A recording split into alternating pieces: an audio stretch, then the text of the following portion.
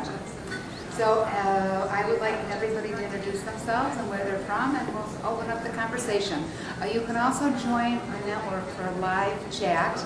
You can go to Magulus/womensenterprisenetwork.net, and you can join in a chat.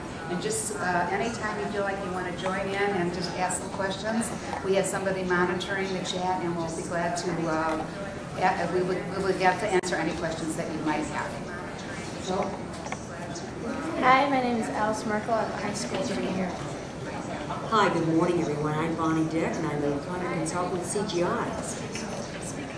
And good morning. My name is Mary Beth Matthews. I am a partner in a startup manufacturing company called Workholding Tools, and I'm also a teacher for the Cleveland Municipal School District.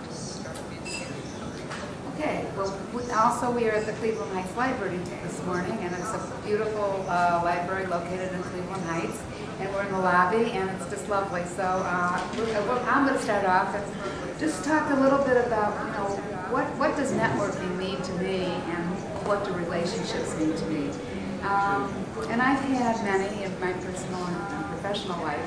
I think my personal network and relationships were very important to me when I got divorced, and I was living in a city away from my family, and I established some relationships that became lifelong friends. And I think that every person needs that in their life, people that they can go to when they have problems, or if they need somebody to watch their children, or for whatever, for social reasons. I think that your life is much more fulfilled when you have close relationships with people that you can trust.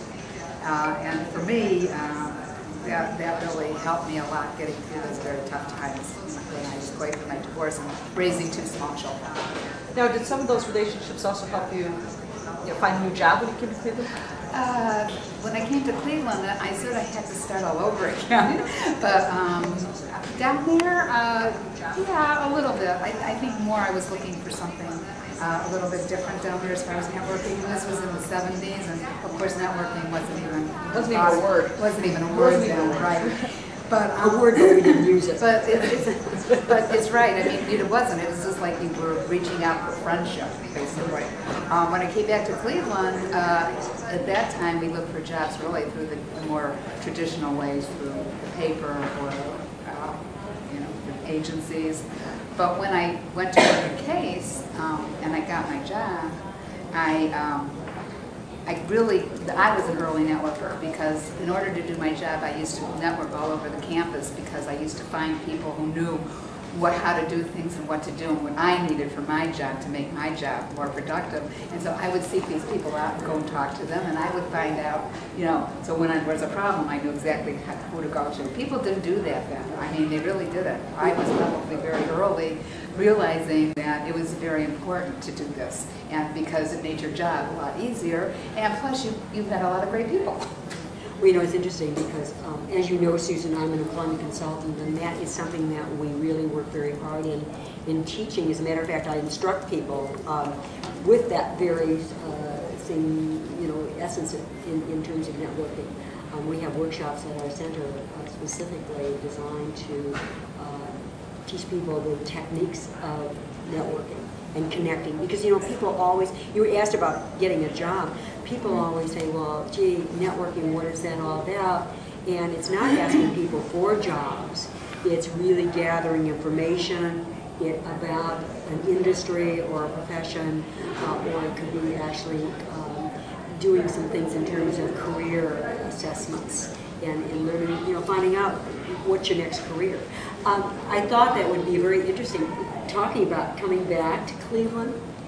I thought it'd be kind of interesting to share a little story with you, how networking actually was so much a part of my life when I came back in 1991 here to Cleveland.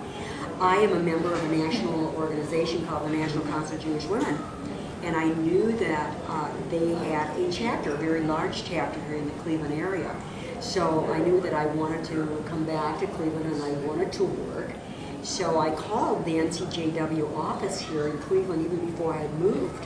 And I said, when's your next meeting? And they said, well, it's going to happen next week. And such. I said, I'm going to be there.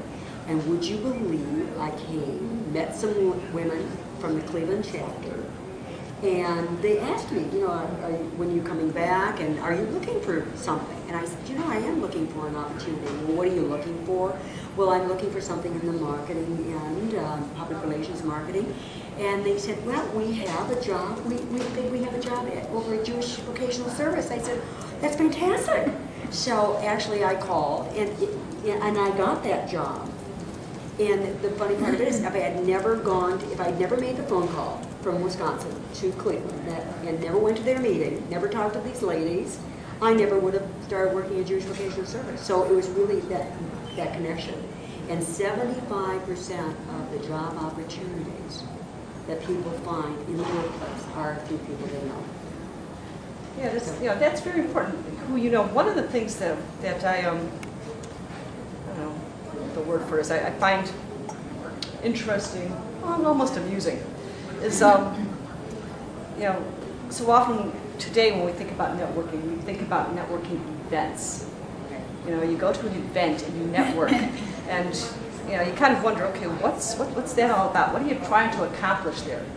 I mean, you know, there's networking events for singles, you know, where you're, you know, hitting the meat market, and then there's networking events for professionals, you know, and you're trying to find business connections or the next client or a new job. One area where there are very few networking events or networking not opportunities, but yeah, events where it's not even really a word that we use often, is in education. Educators really don't network. You know, we tend to be in our own little silos, be it our classrooms, our school, our school district.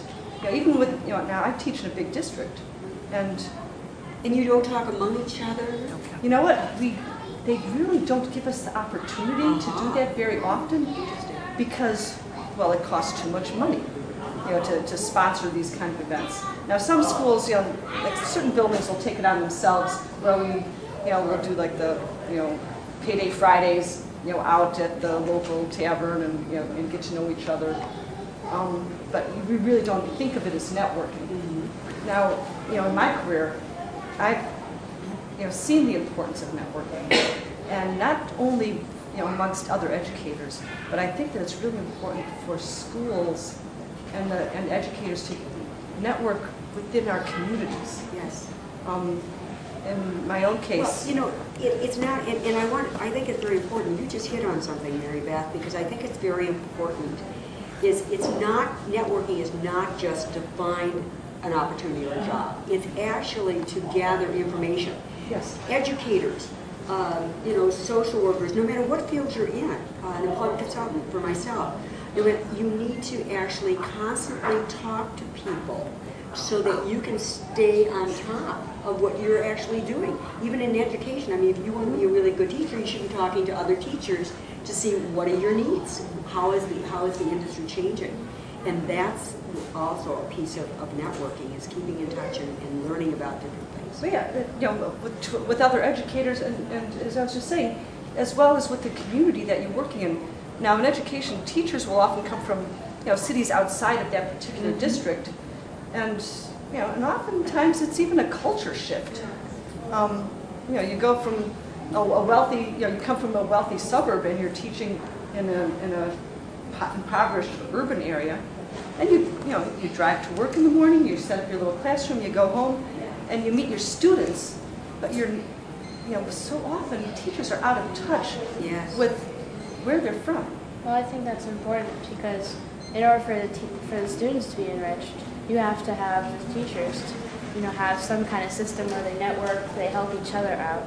And if, like, I don't know, some teachers in my school, if they find that something helps the students learn, they express it to the other teachers. Well, and they that's share great. technology. Yeah, and that's what that is. Yeah, It's a sharing so of it information. kind of creates a constant learning environment for us to kind of learn together, and so you don't have like a certain learning style for each teacher. Everyone's Yes. on the same platform. Which is They're very, spreading the word, yeah, so to speak, yeah, which yeah. is really great. And that really helps to maintain a steady ground, guys, to learn on. So I think that's very important.